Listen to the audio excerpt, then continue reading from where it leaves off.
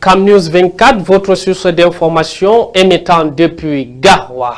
Au sommaire, coup de théâtre, vite refermé, le Conseil constitutionnel vient de rejeter le recours d'Akere Mouna. En à peine 2 heures, l'institution a tranché et jugé la requête infondée. Résultat, Paul Biya est bel et bien confirmé candidat à la présidentielle du 12 octobre prochain pour le compte du parti RDPC. Les détails au cœur de ce journal. Sécurité territoriale, le commandant des opérations militaires de la région de l'extrême nord a été nouvellement installé. Les officiers supérieurs nommés par le chef de l'État, chef des forces armées, a été officiellement installé le jeudi dernier à Maroua. En sport, Afro-Basket. Les Lions indomptables rugissent, les basketteurs camerounais ont ébloui le public en s'imposant avec éclat face à l'Égypte. Cette victoire magistrale propulse les Lions indomptables en demi-finale de l'Afro-Basket qui est prévue en Angola.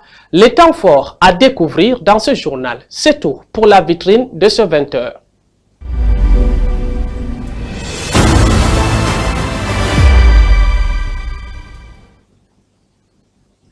Mesdames, Messieurs, bonsoir et bienvenue une fois de plus sur Cam News 24, votre source d'information en direct de Garoua. Le Conseil constitutionnel a tranché le recours introduit par Maître Akere Mouna contre la candidature de Paul Biya a été rejeté. En à peine 2 heures d'examen, l'instance a jugé la requête non justifiée. Conséquence, le président sortant sera bel et bien candidat à l'élection présidentielle prévue le 12 octobre prochain. Une décision qui confirme le maintien du chef de l'État dans la course et qui clôt définitivement la contestation portée par le leader du mouvement No. Gizogo nous en dévoile plus. Pour le Conseil constitutionnel, le candidat Paul Biya sera bel et bien partant pour l'élection présidentielle du 12 octobre prochain. Le recours introduit par le candidat Akere Mouna a donc été jugé non justifié par le Conseil constitutionnel qui l'a par conséquent rejeté après plus de 2 heures d'audience. Au cours des débats qui ont meublé cette audience du Conseil constitutionnel, les arguments du candidat Akere Mouna se sont fondés sur l'article 118 alinéa 1 du Code électoral. Est-ce que nous avons un président dépendant? Aujourd'hui, nous l'avons prouvé, le président qui règne, même peut-être pas, mais il ne gouverne pas. Et il faut que les Camerounais le sachent. Pour contrer l'argumentaire de Maître Akere Mouna, les conseils du RDPC ont fait valoir qu'il ne s'agit pas du débat mis en avant par le bâtonnier. Dans son recours, il parlait de tout sauf des conditions d'inéligibilité prévues par le texte qu'il a lui-même convoqué. Et donc, c'est tout naturellement que le Conseil a rejeté son recours. C'est un peu décevant parce qu'un grand avocat comme Maître Mouna ne devrait pas ignorer ce que c'est qu'une délégation de signature. La première dame est tout à fait camerounaise, même si elle est d'origine française par son père. En définitive, pour le camp des recourants, ce n'est pas le verdict du Conseil constitutionnel qui compte, mais c'est ce que les Camerounais feront le 12 octobre prochain dans les urnes. Ce que nous avons établi ici aujourd'hui, c'est qu'il n'y a qu'en réalité 11 candidats éligibles. Et c'est entre eux que vous devez faire votre choix. Cette décision a été prise, entre guillemets, en premier ressort. Elle sera le 12 octobre prise en dernier ressort par le peuple qui est souverain. Pour Akere Mouna et les siens, c'est donc davantage le rendez-vous électoral du 12 octobre prochain qui sera déterminant. Depuis le palais des congrès, au siège du Conseil constitutionnel, pour Equinox Télévision, Joël Essengue, Gizogo. Restons toujours dans ce carnet politique. C'est à Ngaoundéry, capitale de l'Adamawa, que le prince de Bacheo Bello Bouba Maïgari a choisi de donner le ton. Vendredi dernier, dans une ambiance électrique, il a lancé un rallye politique qui le mènera à travers les 9 autres régions du Cameroun jusqu'au 19 septembre prochain. Entre euphorie populaire et sentiment de délivrance, les militants ont accueilli ce rendez-vous comme un souffle d'espoir et une promesse d'avenir. Reportage. De ces militants que Bello Bouba Maïgari, président de l'UNDP et candidat déclaré à la présidentielle du 12 octobre, a tenu ce vendredi 22 août un meeting de pré-campagne à la place des fêtes de Ngaoundéré.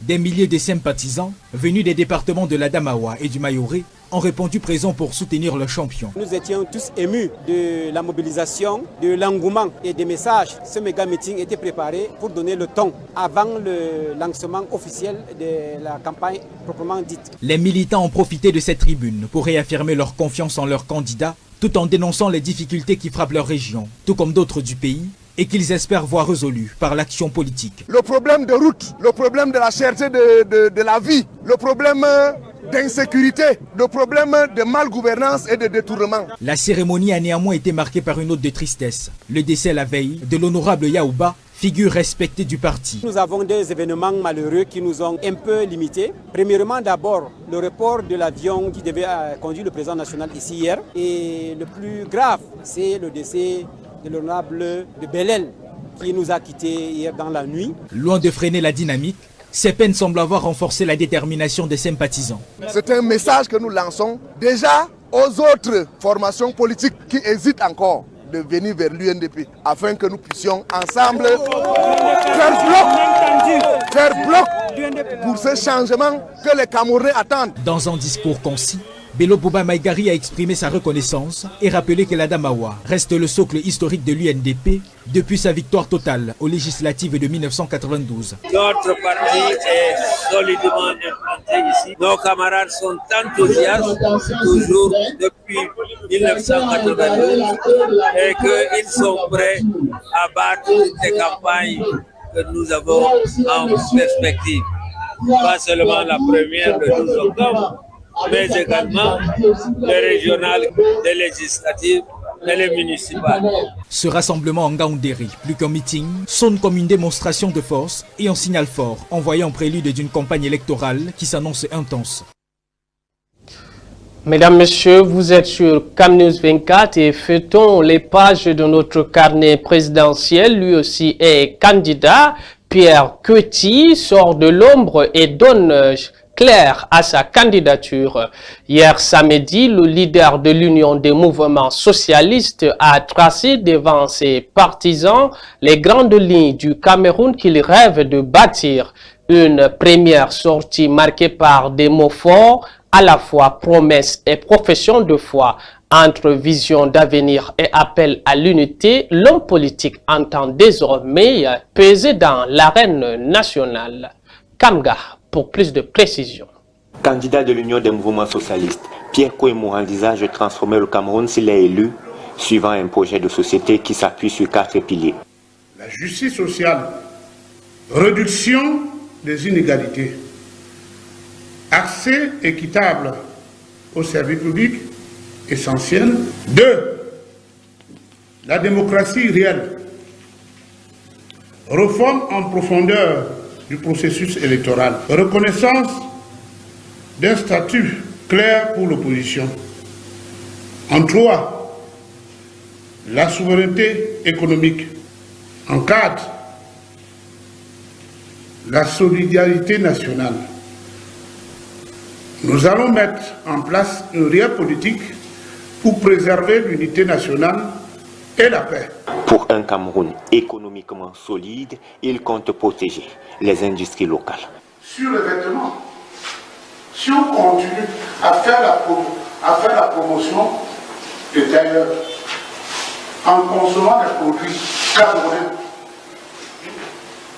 nous finirons même par consommer des tissus camerounais.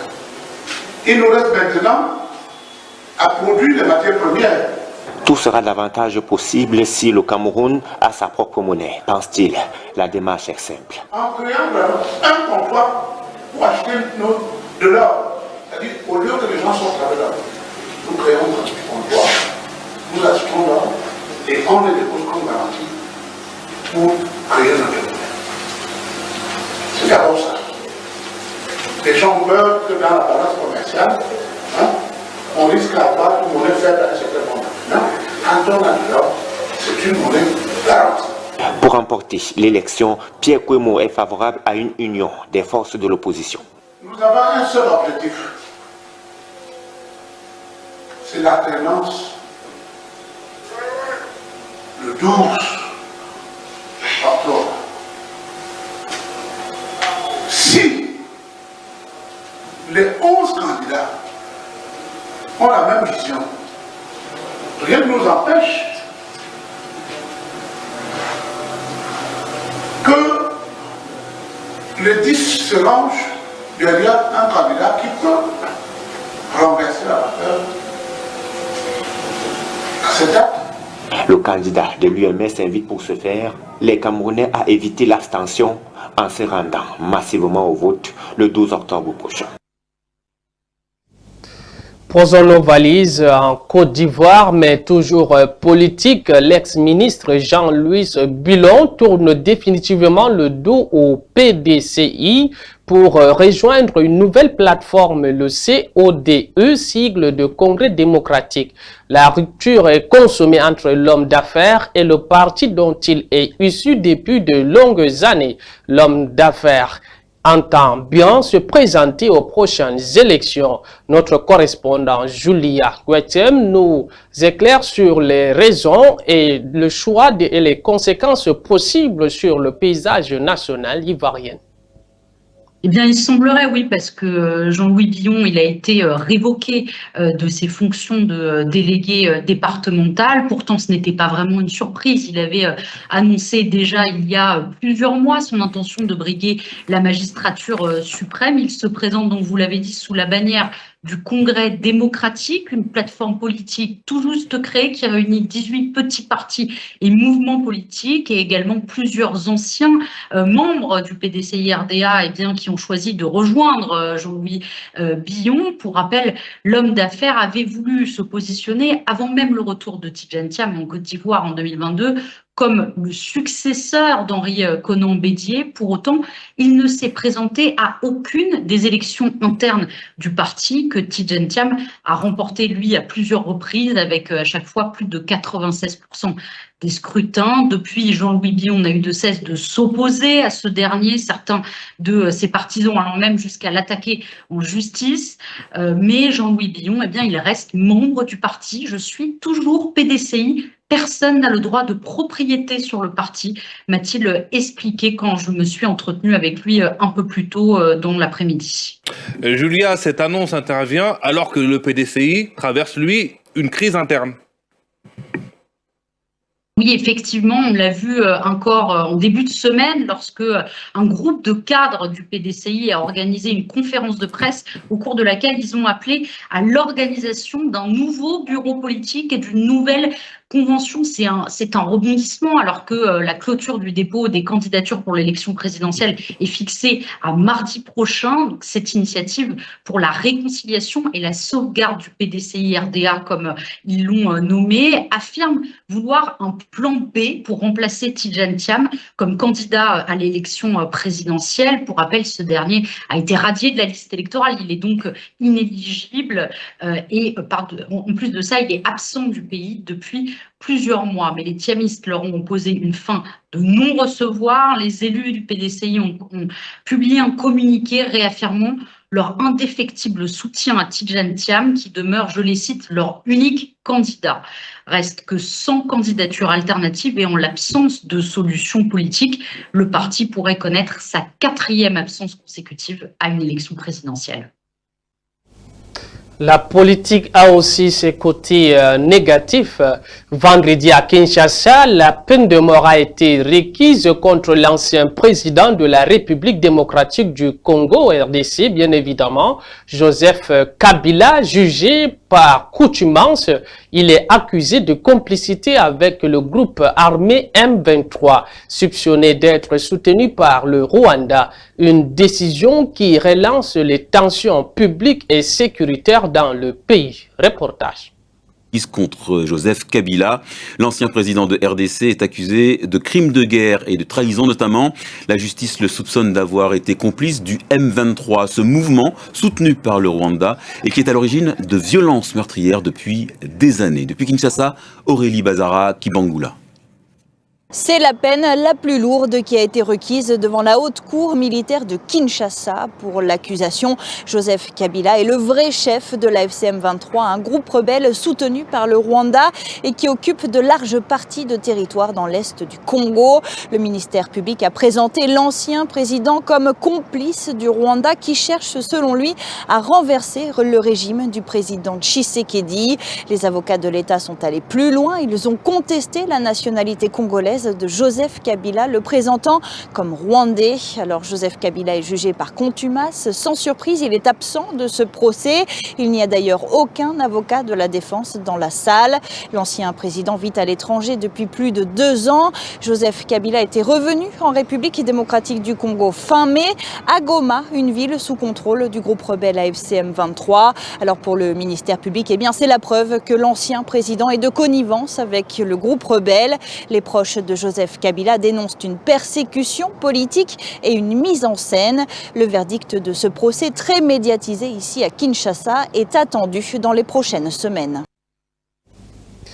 Place à présent à la sécurité des personnes et des biens. Le nouvel officier supérieur nommé par le chef de l'État et chef des forces armées a été définitivement installé ce jeudi. La cérémonie de prise d'armes présidée par le ministre délégué à la Défense, Joseph Betia Somo, symbolise un renforcement stratégique des troupes pour assurer la sécurité de ces régions. Retrouvons sur place Adamo Moussa. Qui partage une longue frontière avec le Tchad et le Nigeria, constitue une zone où se croisent divers enjeux sécuritaires. Depuis plus d'une décennie, elle vit au rythme d'une situation sécuritaire assez fluctuante. Parmi les menaces majeures figure l'activisme persistant de la secte Boko Haram et de ses branches, dont les incursions, attaques aux moyens plus sophistiqués et enlèvements continuent de s'aimer la désolation dans plusieurs localités transfrontalières.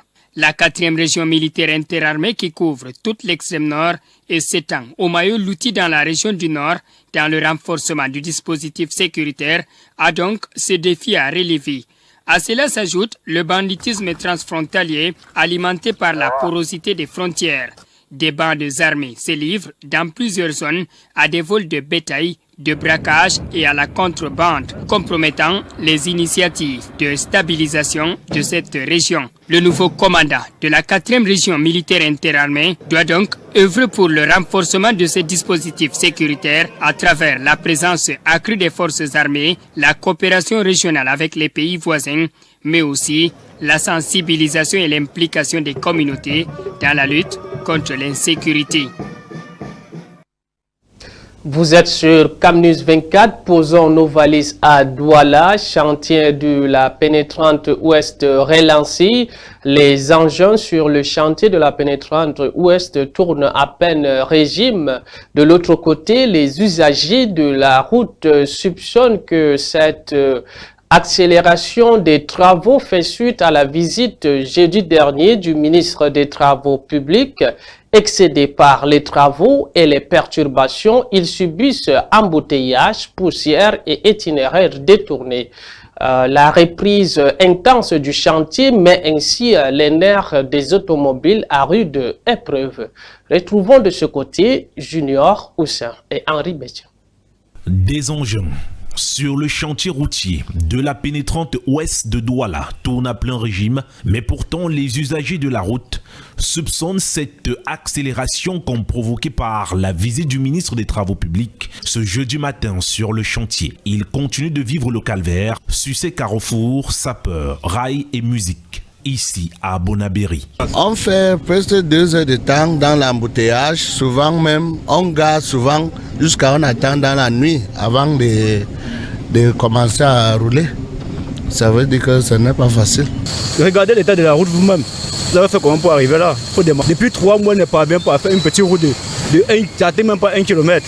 Les travaux n'avancent pas, on ne comprend pas pourquoi. Ça nous inquiète pourquoi, parce qu'il fallait qu'on fasse vite pour que nous on puisse circuler si normalement. Des désagréments également observés par les transporteurs soucieux de la circulation sur cette pénétrante ouest. C'est ce problème d'interruption de la circulation pendant les travaux. Ça, il est hors de question qu'on nous parle de cette affaire-là, ça ne va plus. À ce niveau-là, ce n'est plus le maire qui parle maintenant. J'aborde ma casquette d'utilisateur de la route parce qu'on peut bien travailler et en permettant également la circulation. Le ministre des Travaux publics, Emmanuel Nganou-Djoumessi, en visite sur ce chantier, a tenu à rappeler à la presse les raisons pour lesquelles ce chantier traîne encore, mais tout en insistant sur le délai de livraison du chantier. Dans une zone où il faut décaisser la chaussée. Chacun peut voir que cette chaussée nécessite un travail d'assainissement important.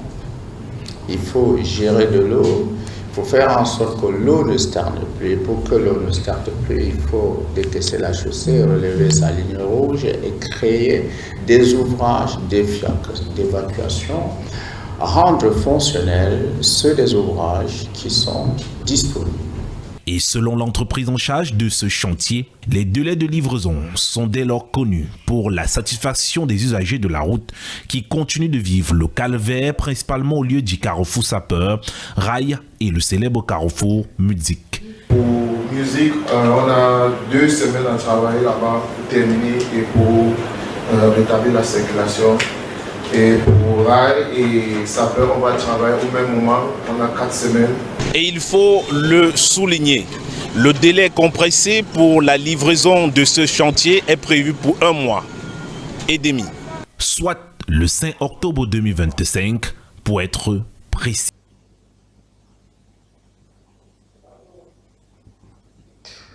À Garoua, la deuxième phase de l'opération de délivrance des actes de naissance aux élèves du primaire vient d'être relancée. Objectif, garantir à chaque enfant une existence légale et un droit fondamental à l'identité. Cette initiative fait suite au recensement de 2023 qui a révélé qu'au Cameroun, près de 500 élèves inscrits à l'école primaire ne disposent d'aucun acte de naissance. Une situation préoccupante que les autorités entendent désormais corriger. Garoua.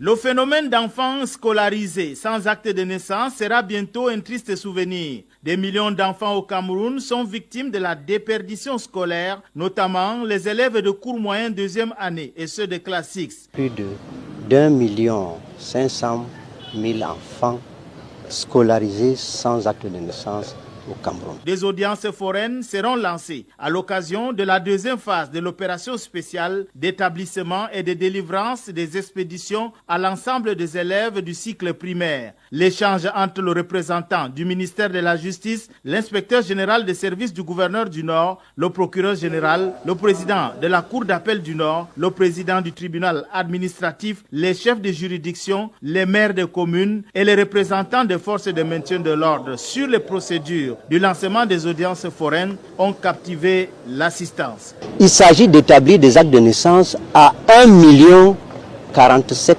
309 enfants sur le territoire national. La région du Nord sera concernée pour 358 397 élèves. Des actes qui donnent accès à la citoyenneté et à la nationalité. Sport. À présent, Afro-Basket, les Lions indomptables brillent. Les basketteurs camerounais ont signé une victoire éclatante. Les Lions indomptables ont dominé l'équipe égyptienne avec près de 30 points d'écart, ce qui leur assure une place en demi-finale de l'Afro-Basket à Luanda en Angola. Une performance spectaculaire qui confirme leur puissance sur le continent africain. Reportage Vivian Ogba et Fiba. Les Camerounais se sont mis à l'écart de toute inquiétude. Jamais les Lions de la balle orange n'ont été menés dans ce quart de finale durant plus d'1 minute. Hill, visiblement remis de blessure, est juste dans cette transmission dans les 10 premières minutes. Les Égyptiens, désaxés par son activité, ne marquent que 16 points. Avec leur dextérité dans leurs attaques, Hill et Ateba mettent l'écart à plus 11. Les Égyptiens ne sont pas plus inspirés en début de deuxième manche. Les Camerounais en profitent pour continuer d'élargir l'écart. Les hommes d'Alfred Aboya se mettent donc à 14 points d'avance à la pause. La défense camerounaise garde ensuite le bloc égyptien loin de son anneau. Devant, ce n'est qu'à longue distance qu'on marque. Le Cameroun passe donc à 79, l'Égypte à 52. Les Lions de la Balle Orange marquent difficilement en fin de match. Baïré et autres Camerounais poussent donc leurs adversaires à la faute. C'est sur des lancers francs et des tirs à mi-distance que l'équipe maintient son adversaire à distance. Le Cameroun l'emporte donc 95-68. Rendez-vous en demi-finale pour se rapprocher d'un premier sacre. Les politiciens te vendent des rêves en or, mais eux, ils dorment dans leur villa pendant que toi, tu marches dans leur piège. Avant de suivre leur slogan, pense, vaut-il mieux compter les étoiles ou compter les morts? Restez malin, gardez la tête froide et ne devenez pas un pion pour leur partie d'échecs. C'est ici que nous mettons la clé sous la passion de ce 20h sur Camnews 24 et ITFM en direct de Garoua. Mesdames, Messieurs, bon début de la semaine et retrouvez Christian Auré dès